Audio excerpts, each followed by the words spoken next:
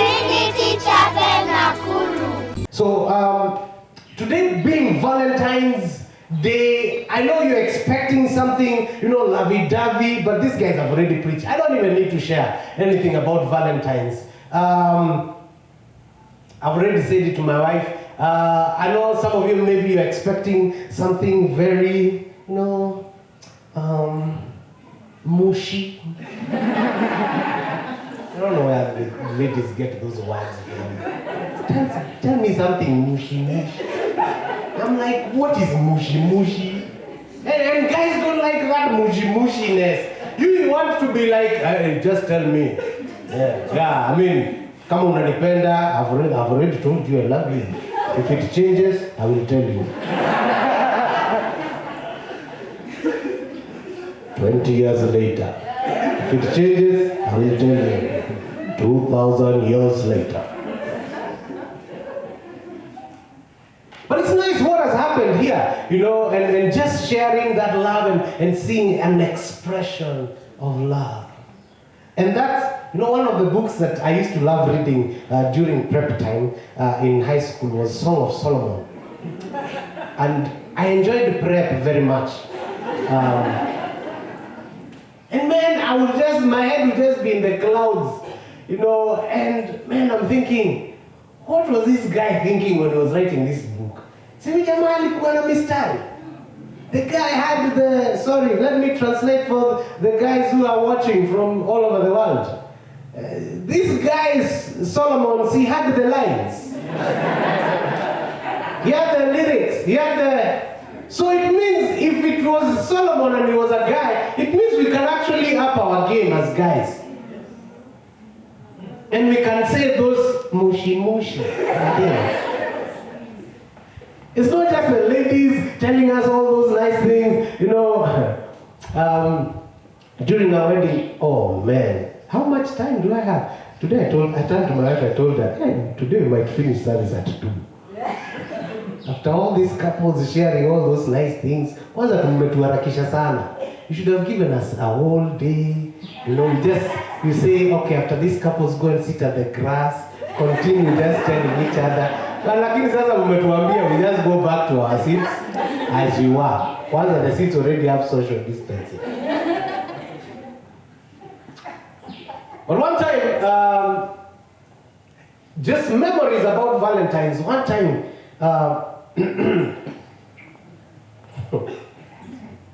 before I met my wife, there was this girl. 1 hour. See these ones. They are waiting for pastor's confession. So there was this girl, and I bought things. I was feeling I'm the guy. I collected all my coins. I had not started working, and I picked everything, all my savings, and I had this picture. This girl I think she likes this. So I bought this gift. I won't tell you what I bought, but I went and I invested in this gift. And when I took it to her,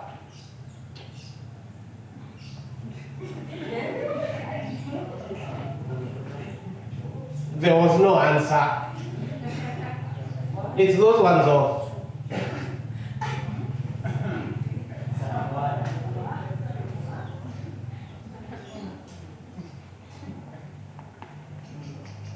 And maybe you're here, you have come today and you're thinking, our couples wanatuonesha nini? I've been hurt in relationships. And relationships, yes, there is a love part of it, and yes, it can be glorious and glamorous, and there's all these things about love, but what love is not is also there. I know last week we looked at 1 Corinthians chapter 13, and love is patient, and love is kind, and the love banquet, as we have called this series, for the whole of February, we'll be looking at love and what love is not, and what love can produce when it's not loved properly. Okay. So I take this gift and she just looks at me, and man, I was so heartbroken. I wasn't even thinking about my money. I was thinking, how dare you? point of how dare you? Has anyone ever thought, really? So I should have done better, right? And you know, it's always the other person that's the fault, right? It's never you. Shida si mimi. You always. Okay. And I've been trying to navigate how to share some of this love banquet thing and just expressing myself to couples and singles as well, and so that we can understand each other. But by the way, for the young adults, come in the afternoon. By the way, I will tell you things as they are, because I never mince my words. That's one thing you don't know about me. Just come. You will know what an entanglement is. And the world today is cumbered with so much. We don't know the difference between love, true love, and lust. We don't know the difference between how to be loved properly and how to love properly, and it has complicated things even with our love with God. And one of these days, we put it in the schedule, and we will go through the book of Hosea. That was an interesting book.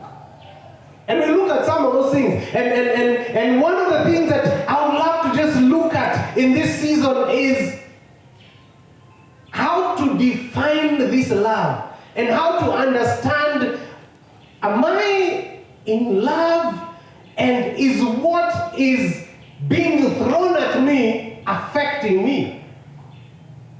There is mpango wakando. There is all these things that are being thrown at Christians, and you're being told, by the way, one guy got saved, and he came to me and he said, Pastor, I've gone to my friends and I've told them, man,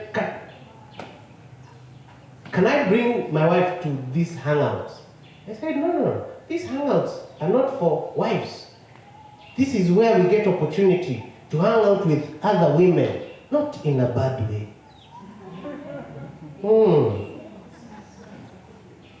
Oh, not in a bad way. We don't need to hang out in a bad way. And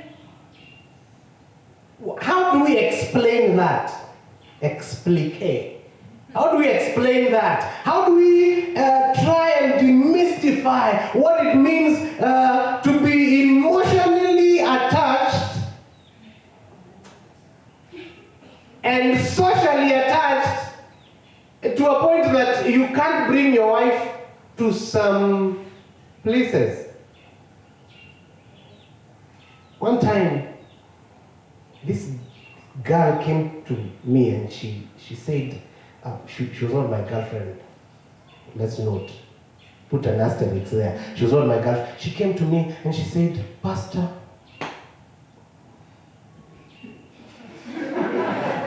wait for it.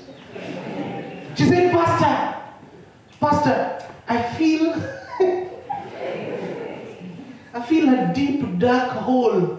I feel a deep, dark emptiness inside of me. I'm like, explain again. I feel a deep, dark emptiness inside of me. I said, I don't understand you. I said, give me a moment. Let me come back with answers, because I'm not understanding. So guess what? I went to my wife and confident, and I told my wife, there's this lady who has told me she has a deep, dark emptiness inside of her. And my wife looked at me and she said, run, Pastor.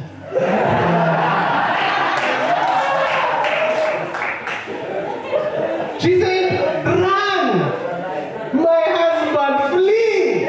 Oh, if I had the wings of a dove. David said, only if I had the wings of a dove, I would fly away. Because that deep dark emptiness in her, you will find yourself inside.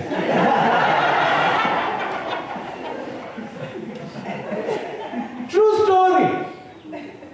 Till today, we just say, there is deep, dark emptiness. And there is nothing. I don't have to have all the answers as a pastor.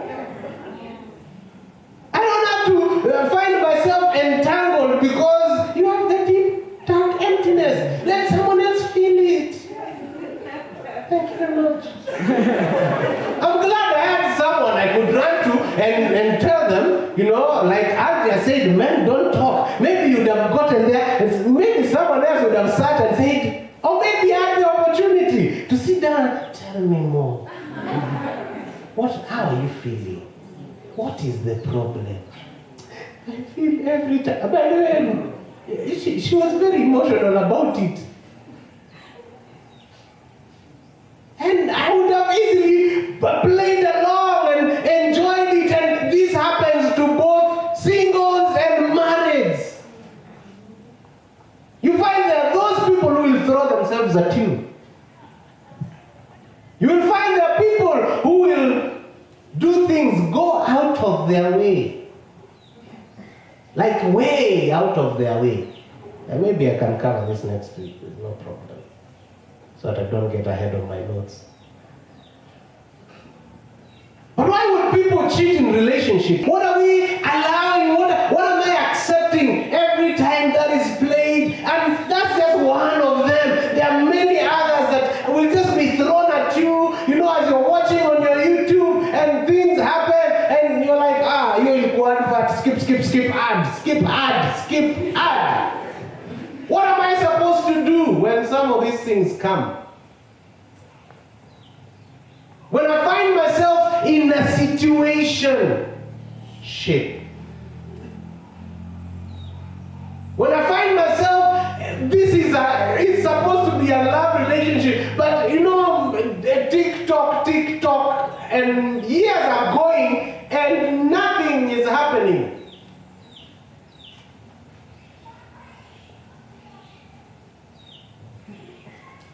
One time, a friend of mine came to me and she said,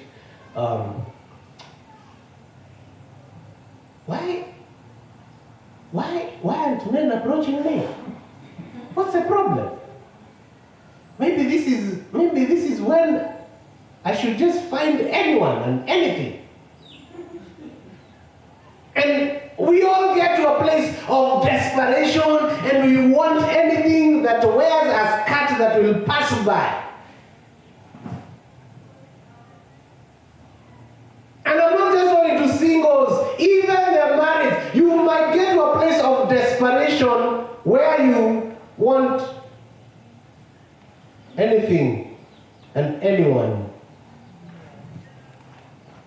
But allow me to start on this note. And why do you think relationships don't work? Why do you think love doesn't work? Why do you think there is a lot of societal things that are happening that we are finding them normal right now? Like, if you don't have, you don't have anyone else besides your wife. One of my friends came to me and he asked me, when we were in Rwanda, he appeared in Rwanda and he saw all the beautiful girls there. He's like, Pastor unaishi huko aje? True story. I told them it's a country like every other country. It's girls like every other girl. But to try and get to fit your mind to that level of, it's okay. Even when things are not acting in your favor, why can't relationships work? Why do people cheat in relationships? And we can all agree that cheating is probably one of the worst things that can happen in a relationship. And when you discover that someone that you love is going behind your back, and allow me to start there so we can end with love, the real love, but allow me to start on the murkiness. I want to deal with all the things that church will not tell you. Welcome to church. Those things that you don't want me to deal with, I want to deal with them. Why? Why is there cheating in relationships, in marriages, in cheating as a single person? Cheating yourself. Yeah. When you go sleep around with another, you're lying, you're cheating. Or you think it's only married people who cheat.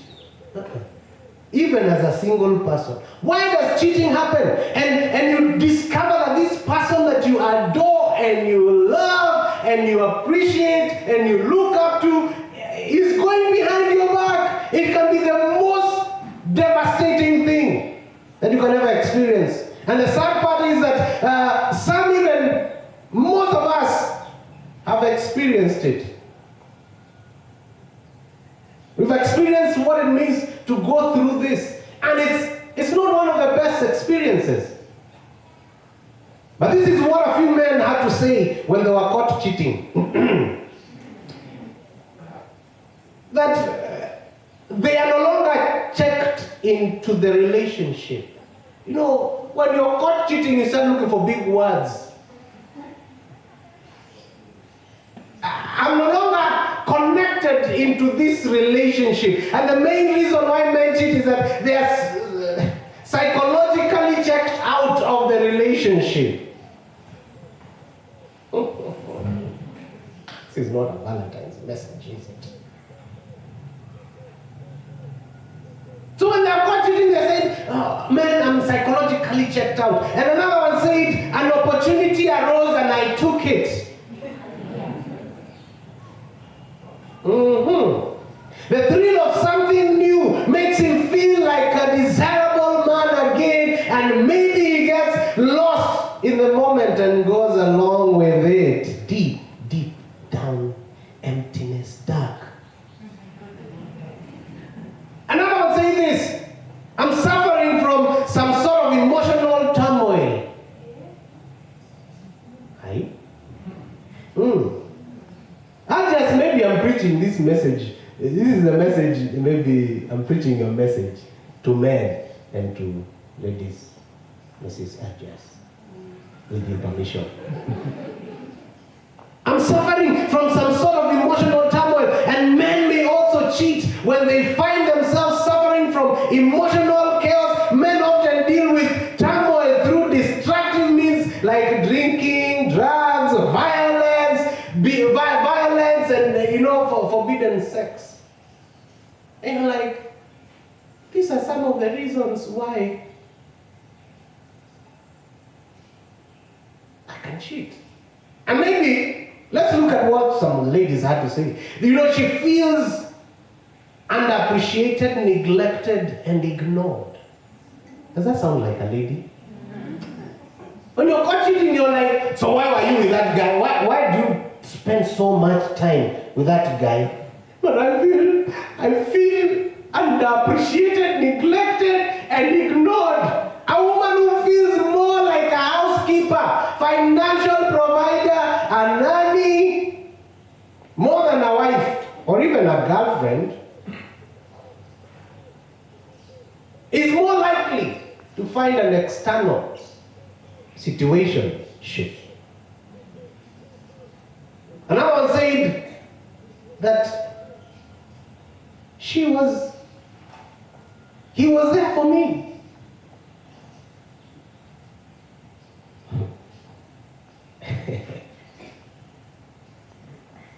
Did you hear the couple say, you've been there for me? The moment that the person is not there for you, then what happens? And another one said, I was lonely. She said she was lonely. And women can find themselves alone at home for long periods of time. And perhaps when caring for young children, the guy is like, man, hawa watoto wanalia sana. Hapa kuna kelele bwana. I can't work at home. And we've been told to work at home. Even the lockdown exposed a lot of things in our lives. Boss says office is closed, go and work at home. Work from home. And you're like, wow. So when do I get to see the secretary walking? You stay at home and see your wife walking.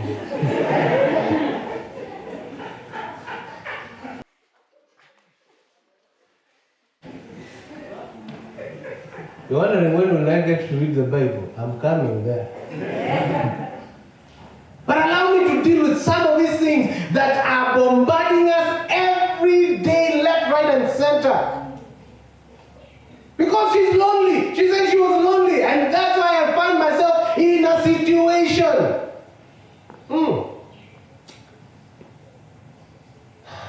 And all of these reasons have the following in common.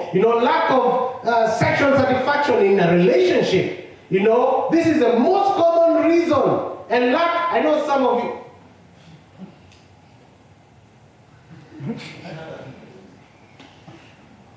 I'm coming this afternoon. Some of you singles, you think that married people it's like 3 times a day. Kama dawa. Kama kawa.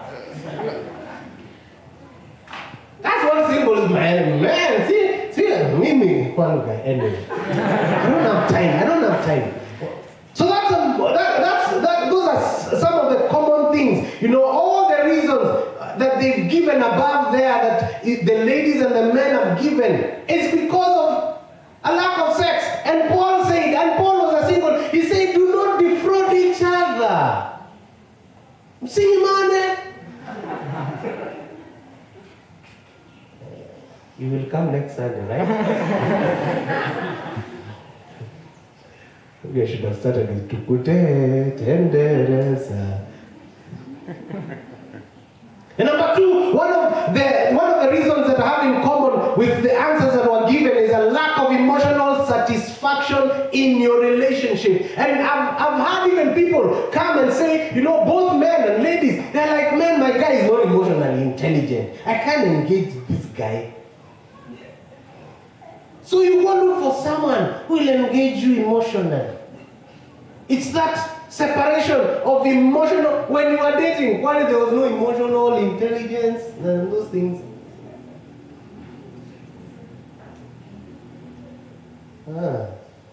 Seeking emotional intimacy can be nearly as compelling a reason to have an affair.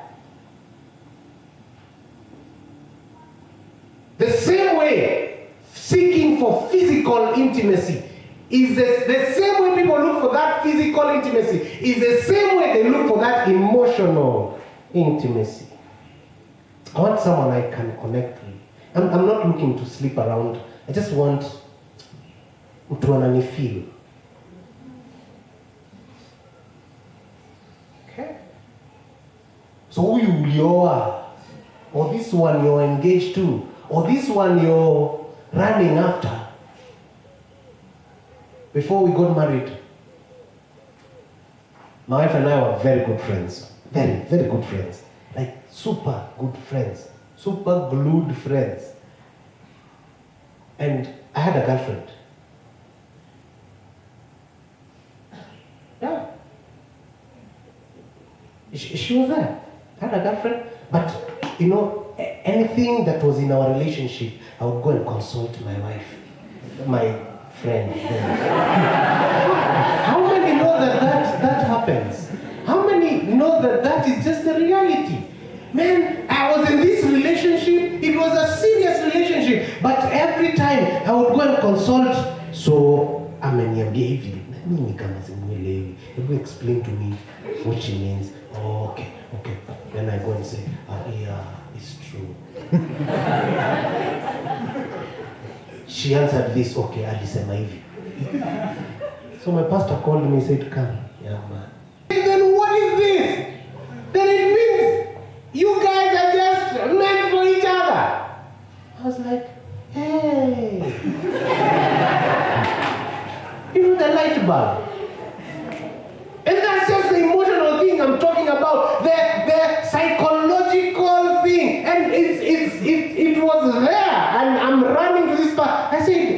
my true friend. What am I doing here?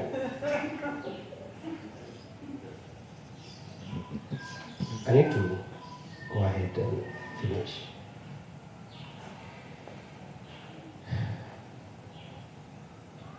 Curiosity is another thing. You know, this feels like wanting something new. Hey, what? Wanting something new. I'm used to how really boring. And it's there inside the marriage, and you're like, hey, curiosity. I wonder what she looks like.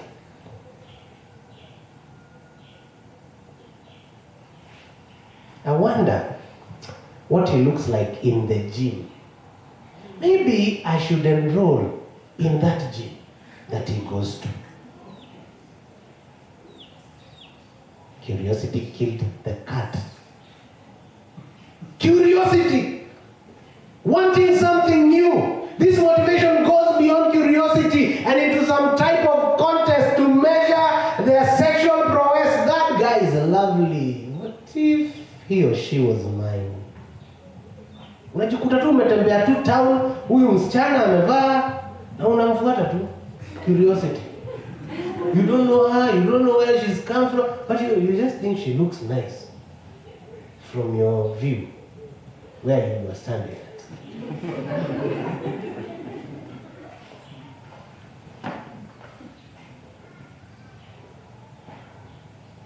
But allow me to get into what the Bible says and what the Word of God says, and allow me to begin to unravel this and demystify and see what God says about all this. John chapter 4, verse 5 to 30.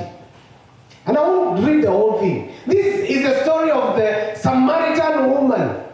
John chapter 4, verse 5 to 30. You can open there. So he came down to Samaria called Sychar, near the plot of ground Jacob had given to his son Joseph. And verse 6 says, Jacob's well was there, and Jesus, tired as he was from the journey, sat down by the well. It was about noon when a Samaritan woman came to draw water. Jesus said to her, will you give me a drink? And his disciples had gone into the town to buy food. Verse 9 says, the Samaritan woman said to him, you are a Jew and I'm a Samaritan woman. How can you ask me for a drink? For the Jews do not associate with Samaritans. Who is this Samaritan woman that the Bible is talking about? She's someone's daughter, she is someone's sister, she is someone's wife, she is someone's friend. Tutachambua huyu mama. She had her life that she had kept a secret for a long time. She was going through an issue that she did not want to share with anyone.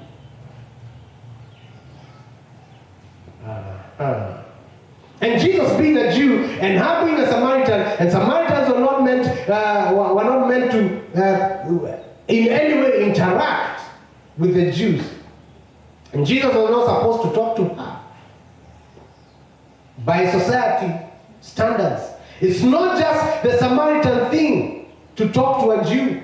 And he would never understand what this woman was going through. And regardless of all the barriers that were there, Jesus met her at the well. And a space he knew that they would have an uncomfortable conversation. Well, maybe we should call this the well for the next few Sundays. Because it might get a bit uncomfortable. And Jesus knew that those uncomfortable conversations will happen at the well. And Jesus said to her, will you give me a drink? You are a Jew and I'm a Samaritan. The woman said, how can you ask me for a drink? What's your well? And this could be your job, it could be church, it could be friends, it could be cliques, it could be a spouse, a space where people ask you very uncomfortable questions. Where is your well? One time I was leading a young adult service. We used to call it church upside down. And We used to put a stone there, and as long as you stand on that rock, anything you say from that rock will not be used against you, and it will not be carried outside. And people would come and share very deep things. And that's exactly what this well represented for Jesus and this woman, to share uncomfortable conversations. What is your well? Is it your friends? Is it your spouse? I always have uncomfortable conversations with my wife, where we ask each other very hard questions. Like, do you have someone with a deep, deep, dark, full emptiness? And this is a place where God wants to meet you. And the Samaritan was tired and wounded, having 5 husbands. And the one that she had was not even her husband. And verse 16 says, he told her, go and call your husband. Yes, surely. Really? Verse 16, he says, what? Go call your husband. He told her, and come back. Not just go and call your husband. You know you can. Yes, wanakuita. Ni siendi. Ni utaniacha. He said, go call your husband and come back. Situationship. Then she said, hey, we'll come back a group of marriage. A group of marriages. No. Then she said in verse 17, I have no husband. She replied, and Jesus said to her, you are right when you say you have no husband. The fact is, you have 5 husbands. And when I read that, I began to break it down, and I said, peradventure, maybe one was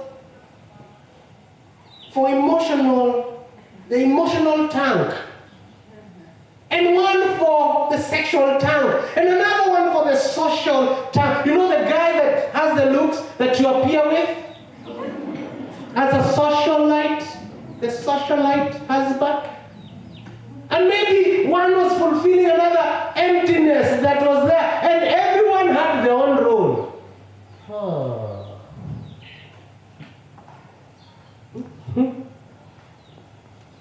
Check yourself. How many people surround you?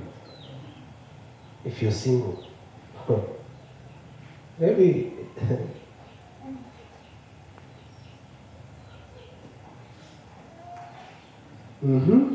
And Jesus said to her, you are right, you have no husband. And the fact is that you have 5 husbands, and the man you have now is not your husband. What you have just said is quite true.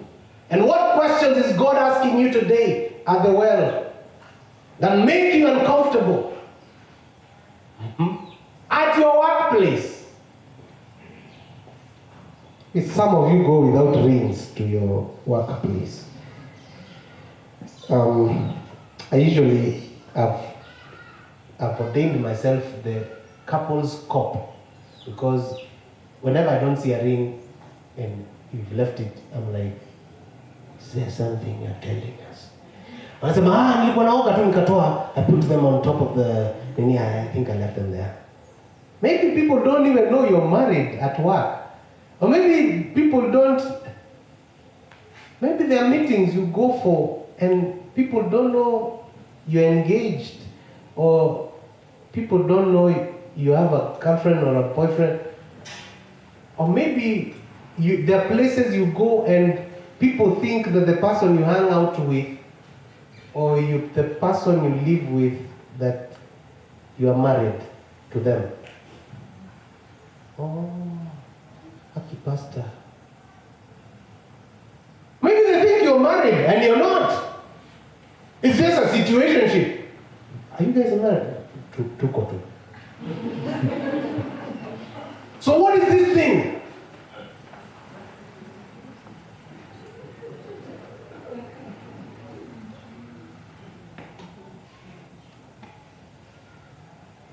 What are the questions that God is asking you today at this well that make you uncomfortable? She did not want to have this conversation as she was waiting for someone. Someone she knew would understand her, someone she would confide in. And verse 25 said, the woman said, I know that Messiah called Christ is coming. Hey, by the way, she didn't know she was addressing Christ himself.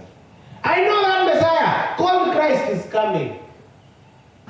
And when he comes, he will explain everything to us. Eh? Why? You know, have you ever been found in a situation and you're like, Aki, it's true. God knows. From the bottom of my heart, siko mbaya. Say that again. God knows from the bottom of siko mbaya. I wasn't. And you find yourself in a flirtious situationship. This person, you have to meet them so that you can tell each other nice things, you feel nice, and then you walk away. Anakuambianga, hey, he just tells you all those nice things, and then he goes and tells another girl all those nice things again, and he goes and tells another girl the same things. And the day you all meet, you're like, I thought I was the one. Pastor, ongelesha hawa wanaume wa hii kanisa. But when the Messiah comes, he will tell us the truth.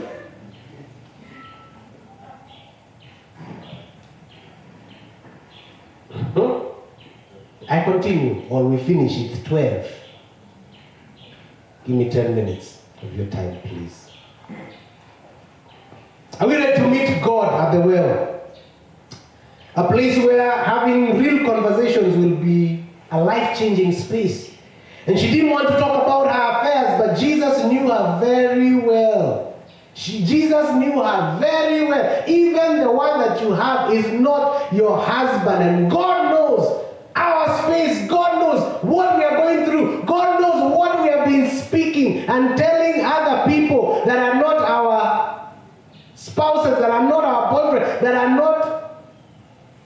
God knows. God sees from heaven. And maybe next week I'll tell you a situation where one of the guys he found himself, and God was actually looking. Sasa huyu jamaa ananipenda. For real.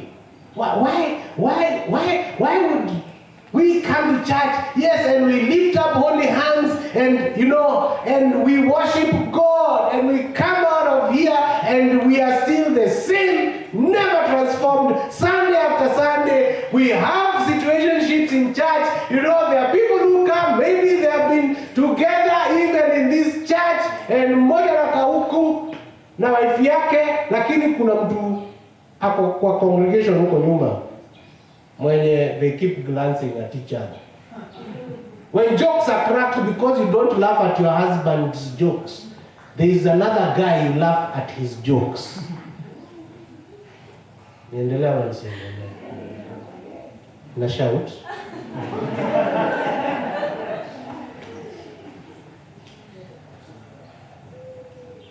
Umetumwa.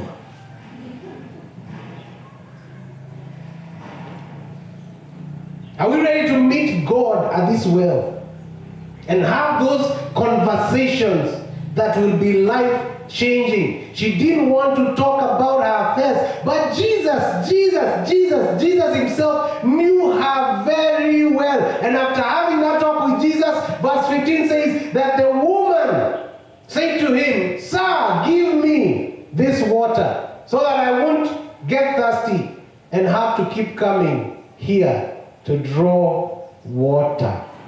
Where?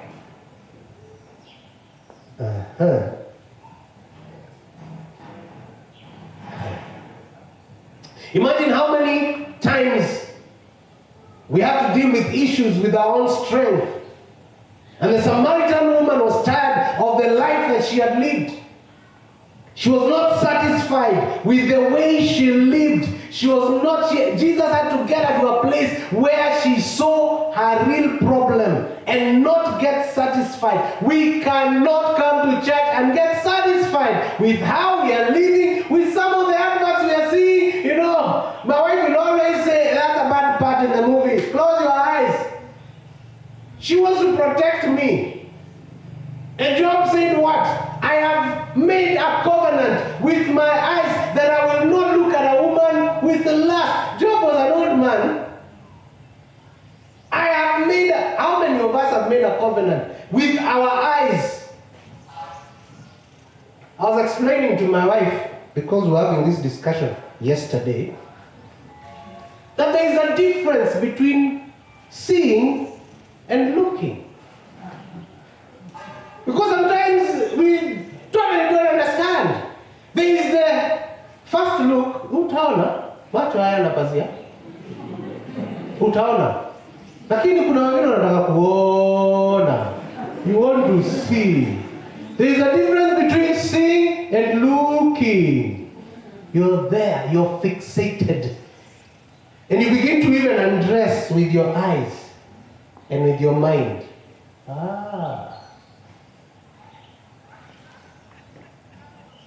And she told me one thing.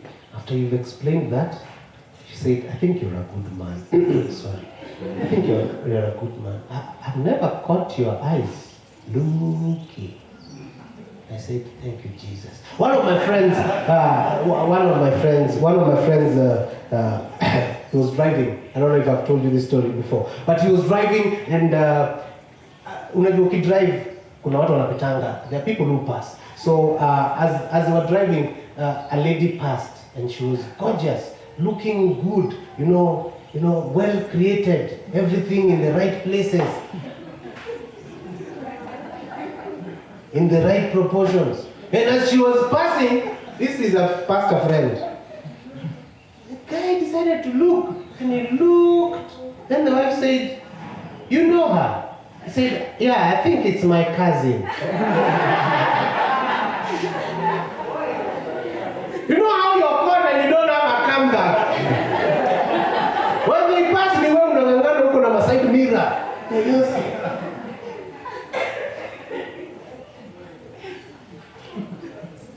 So there are many cousins that will pass by. But allow them to pass by.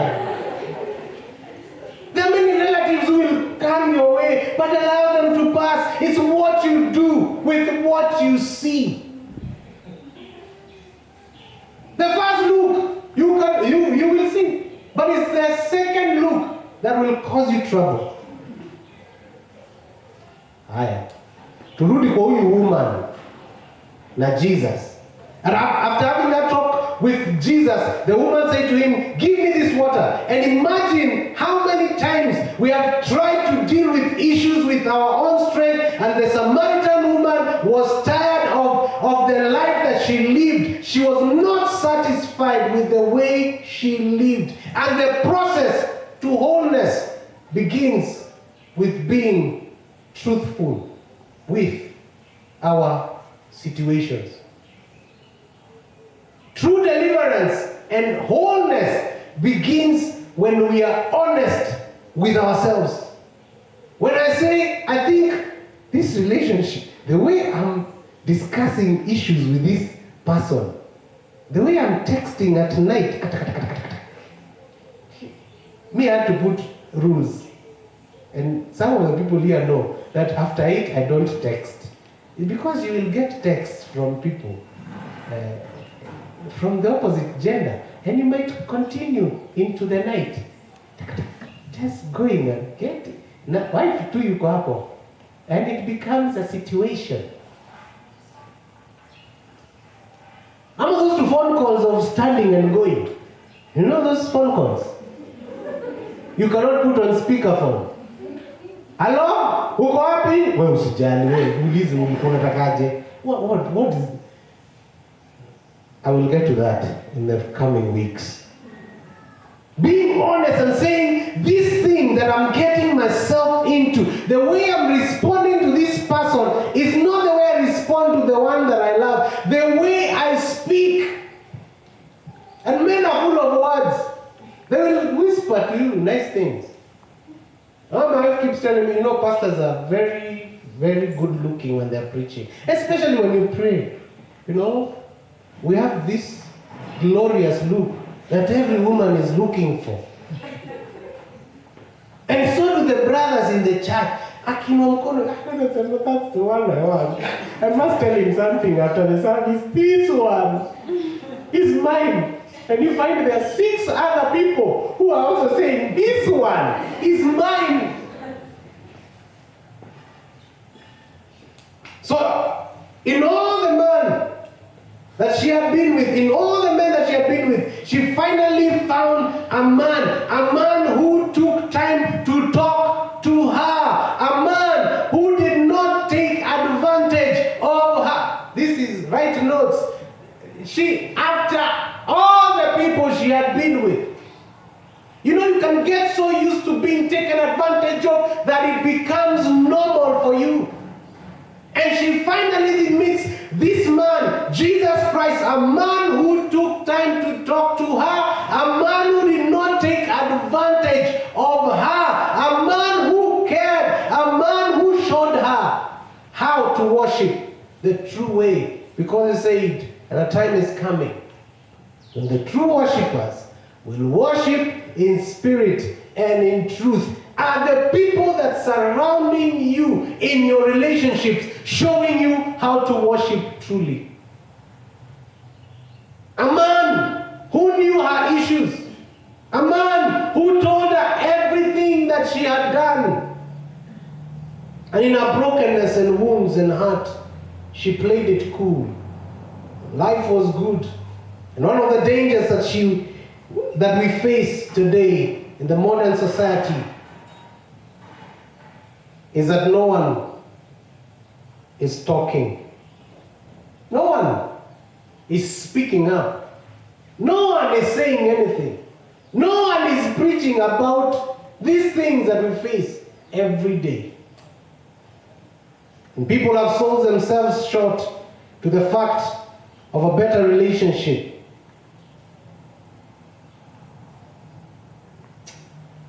Allow me to finish, because time is far much gone and we can continue next Sunday. I'll be here the whole of February. I will not go anywhere. Bishop Oscar has relieved me from Machakos for this month, so he's preaching there. So I'm here. We shall untangle this entanglement, and we shall look at what true love really means. And allow me to share factors that will keep you from just some of this situation, putting God first and communicating, accountability partners, and I will look into depth in the next Sunday. Forgiveness is also key. Putting God first, communication, accountability partners, friends that will keep you on the straight and narrow and ask you the hard questions. Have you kept your hands on? The culture said, how many men around you that are talking the real thing? I would love for us to meet as men and just, the ladies to meet, and learn from each other and grow each other. And forgiveness is also key. What do I need to start doing afresh? I need to invite Jesus into my space and allow him to speak to me at the well. I need to start having this conversation. And my prayer today is that we shall commit to start a conversation with Jesus and inviting him into our space and our lives and our situations, that he may unravel these things, and that he may teach us, and that we may experience the forgiveness and the salvation of the cross.